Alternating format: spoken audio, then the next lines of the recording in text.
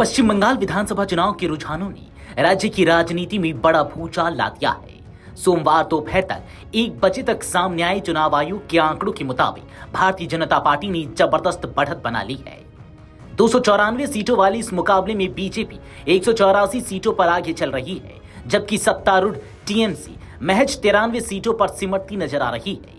अगर ये रुझान नतीजों में बदलते हैं तो बंगाल की सत्ता में बड़ा बदलाव तय माना जा रहा है।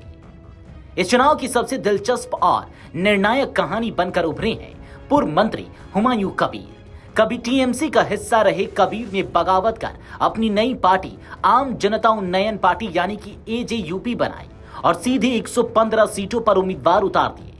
शुरुआती रुझानों में उनकी पार्टी भले ही सिर्फ 2 सीटों पर आगे दिख रही हो, लेकिन उनका असर कई ज्यादा बड़ा नजर आ रहा है। दरअसल एजेयूपी की मौजूदगी ने कई सीटों पर टीएमसी के वोट बैंक में सेंध लगा दी है। नाओदा सीट पर 7 दौर की मतगणना के बाद हुमायूं कबीर बीजेपी के राणा मंदक से 8212 वोटों से आगे चल रहे हैं। वहीं रेजीनगर सीट पर चौथे राउंड के बाद वे बीजेपी के बापन घोष से 20,053 वोटों की मजबूत बढ़त बनाए हुए हैं। इन आंकड़ों से साफ है कि कबीर का प्रभाव सिर्फ उनकी सीटों तक सीमित नहीं है, बल्कि उन्होंने कई इलाकों में चुनावी समीकरण बदल दिए हैं।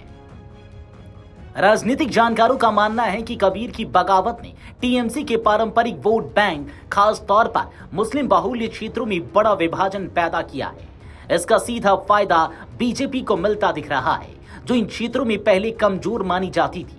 यही वजह है कि कई सीटों पर मुकाबला त्रिकोणीय हो गया है और टीएमसी को नुकसान उठाना पड़ा। वहीं दूसरी तरफ इस चुनाव में एक और बड़ा राजनीतिक संदेश सामने आया है। असदुद्दीन ओवैसी की पार्टी एआईएमआईएम का बंगाल में पूरी तरह सफाया होता नजर आ रहा है।